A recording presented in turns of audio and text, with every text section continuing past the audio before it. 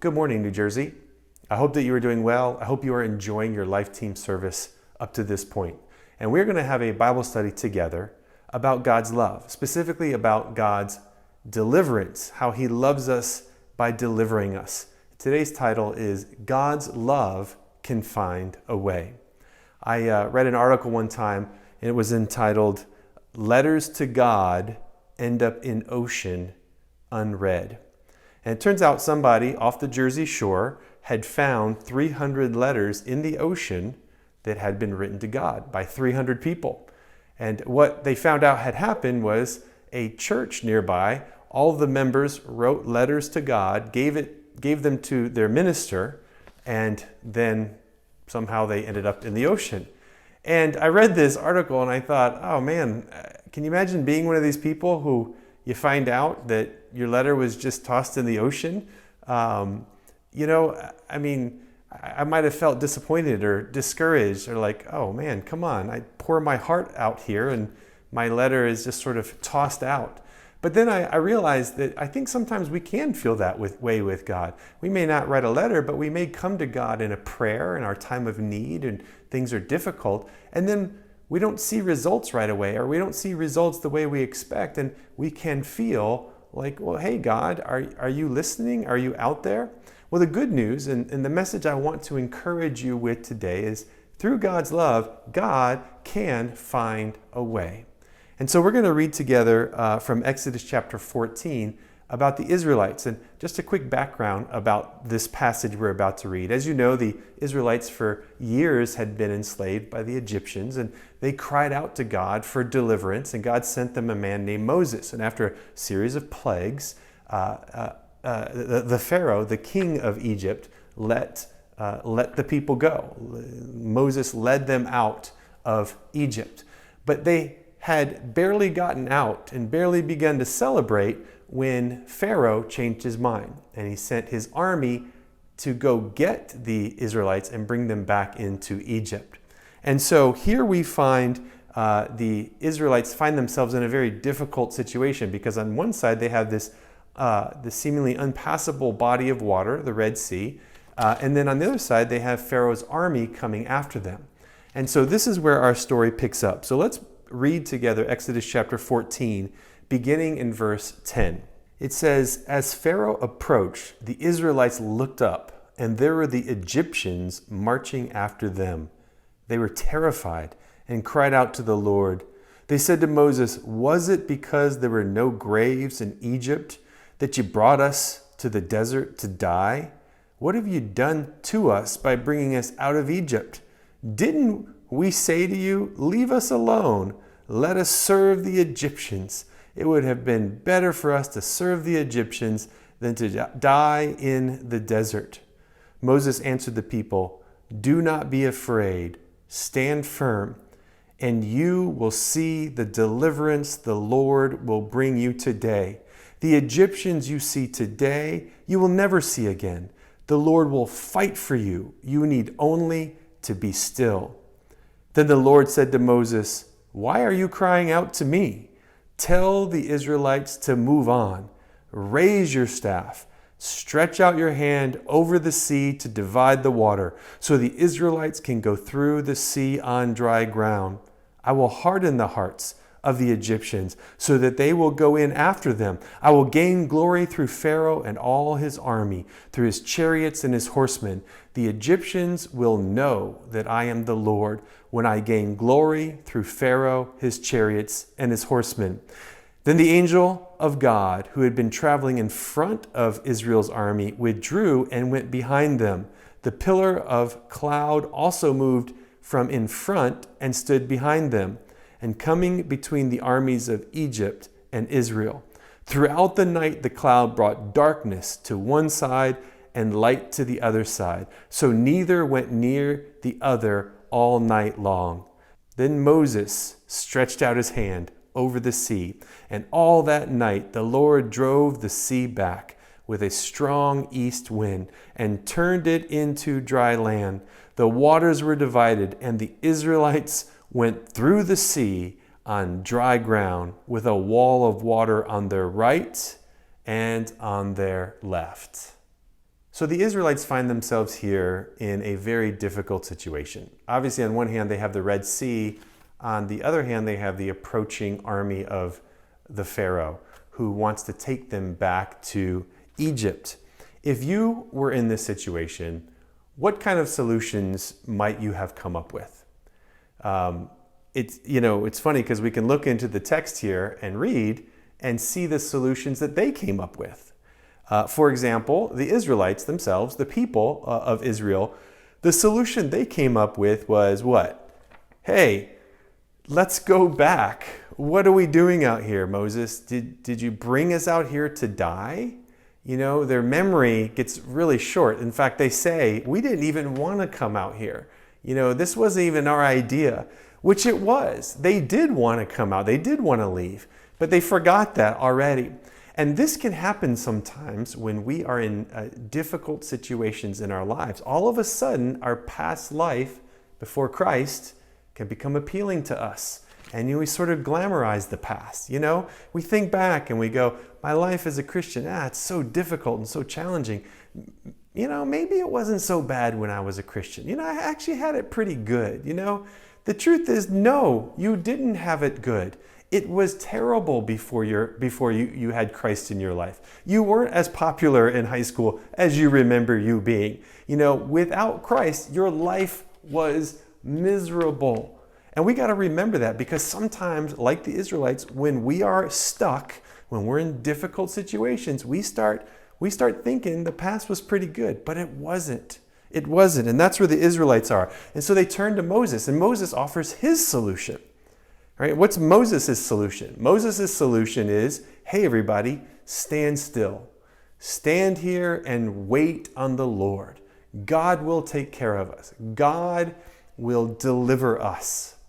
And if you stop reading right there, that really sounds like an amazing piece of advice, right? That sounds like a great solution until you read on. In verse 15, then, God weighs in on the situation. And God says, why are you crying out to me? Move forward. Go on. And so you got the Israelites with their solution in the problem. You got Moses with his solution, which sounds pretty good. But then you got God come in and say, no, the solution is don't stop. Go forward. Go forward through the sea. And my point is this, is God's love can find a way. He can find a solution that you and I don't even think about. The Bible teaches us here that the Israelites were terrified. And I don't know if you've ever felt terror before, but it's very paralyzing. Fear can be very paralyzing. And I'm not talking about haunted house jump scares, because of course, that is scary. But I'm talking more about just, really being afraid, finding yourselves in hopeless situations or scary situations where you don't know what to do and you don't know where to go and you don't know how this is going to work out. Those situations are terrifying, and fear can paralyze us and cause us not to think well, not to think straight. I share this story often, so maybe I've told you this before, but when I was a younger man, I worked on a dairy farm. A friend of our family's owned a farm, and he hired me to earn some extra money. And he had about, 200 cows. And I don't know if you've ever seen a full-grown cow up close. I know you've seen them, but man, they're up close. They're big animals. A full-grown cow is probably 1,000 pounds. I mean, it's a big animal. And I would walk into the gated area carrying a bucket full of food. And even though they wanted the food, when I came in, they were afraid. They were afraid of people, and they ran away. And, throw the food in and leave, and they'd eat.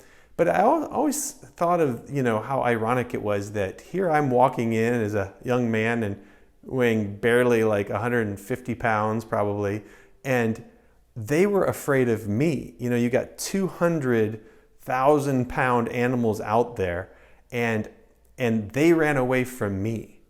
I mean, that's the power of fear. I often thought it would just take one cow that just decided, hey, I've had enough of this punk. He's out of here, man. I'm not eating out of a bucket anymore. Come on, guys, let's get him. it'd just take one cow to rise up and I would be gone. Like I would be running in fear. But the thing that kept these huge animals that far outweighed me, the thing that kept them in check was fear. That's the power of fear.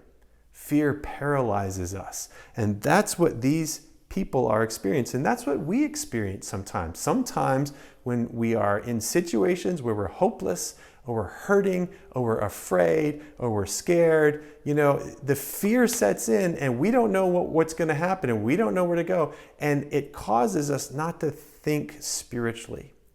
And we start getting paralyzed in our hearts. We have to be reminded that God's love can find a way. But I also want to remind you in this that God's solution can be scary also. Right? I mean, think about what God's solution is in this situation. God's solution is to split the water in half and have the people walk by while the water is bunched up on both sides. I mean, that's God's solution. But that's pretty scary. I mean, imagine that. Imagine if I said, hey guys, we're all going to meet in Hoboken and we're all going to Manhattan. Let's go. And we all gather there and I'm like, okay, so here's how we're going to do it. I'm going to split the Hudson River and, we're all going to cross over on the riverbed. We're going to walk to Manhattan. I know there are some among us who would be like, yes, let's do it, bro. Come on. But I know there'd be many among us, me included, they'd be like, whoa. Wait, what are we doing? We're walking through the Hudson River? I don't think so. Can we just take a train, bro? I mean, it's so much easier. But listen, God knows what he's doing. Sometimes the solutions he presents for our lives are scary. Sometimes they're as scary as the problem themselves. But God knows what he's doing. He knows how to guide us and lead us because God's love can find a way.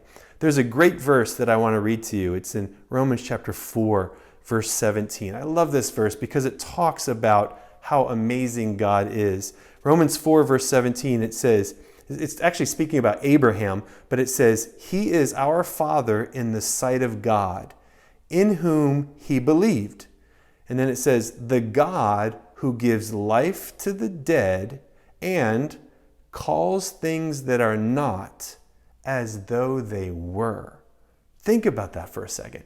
Speaking of God, it says he calls things that are not as though they were. I love that verse because it's talking about Abraham and his faith, but it happens to mention God and how great God is. God is so amazing that God calls things that are not as though they were. I love that the tense in that is even pretty amazing. Like God calls things that are not. So God can call something that doesn't even exist.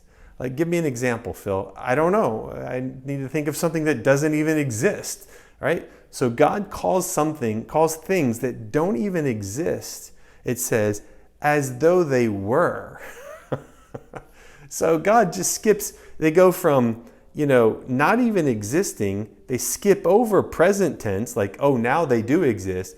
He actually calls them, treats them, speaks to them as if they were. So they don't exist, but now they're in the past. Like they're old news. They're yesterday's story. That's how amazing God is. That's how creative God is. God's love can find a way. God is the master of creativity. He is the master at finding things that you and I don't even see or don't even know are possibilities. And sometimes problems just take a little creativity. There's some great examples out there. A man named Fred Smith, he wrote a paper in college on the need for reliable overnight delivery. Legend has it that his professor, quote, found the premise improbable and gave him a C. Later, Fred Smith went on to become the founder of FedEx. There's a man named Godfrey Hounsfield. He had a crazy idea. What if we could make 3D images of inside the human body without cutting it open? And at the time, that was a revolutionary idea. He went on to invent the computerized axial tomography, also known as what we call the CAT scan. How about Masaru Ibuka? After years of observing that young people wanted their music around them at all time, he actually removed the speakers from cassette players. Remember cassette players? Those old things? He removed the speakers and he added, wait for it, headphones.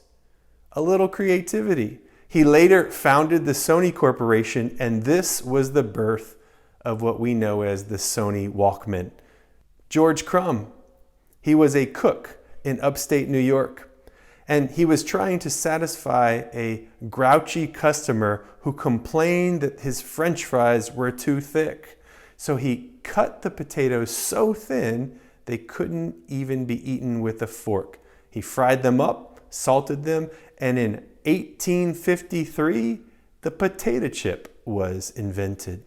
Or Bill Bowerman, avid runner and innovator. He asked a question that we often ask ourselves: what would happen if I poured rubber into my waffle iron? People's response were what you might think, hey man, that's a really bad idea. But the result was a lighter rubber sole running shoe. And he later went on to co-create the Nike Corporation. My point is, sometimes problems just need a little creativity. God and His love can find a way. So what is it that weighs on your heart today? Where is it that you feel discouraged or troubled? What problem do you find yourself stuck in that seems to have no logical solution? Here's where you need God's love. Here is where you need God's creativity, because God's love can find a way. To quote the great philosopher Princess Leia, she said, "Hope is like the sun. If you only believe when you can see it, you won't make it through the night." There's a great verse that says in Isaiah 55, verse 8, this is God speaking. He says, "For my thoughts are not your thoughts, neither are your ways my ways, declares the Lord. As the heavens are higher than the earth, so my ways are higher than your ways, and my thoughts than your thoughts." So as we are taking communion together here in just a moment, let's really let our hearts reflect on the love of God, the deliverance of God, and really the ultimate display of His deliverance through Jesus coming to this earth and dying for us. God sent Jesus to teach us, to guide us, to lead us, and then to die for us so that the hopelessness of our sins could be washed away by the blood of Jesus. And so let's take some time here. After this video is over, why don't you say a prayer together and then just have a moment of silence as each of us reflect together on the great love that God demonstrated through His deliverance by sending Jesus to us. Thank you.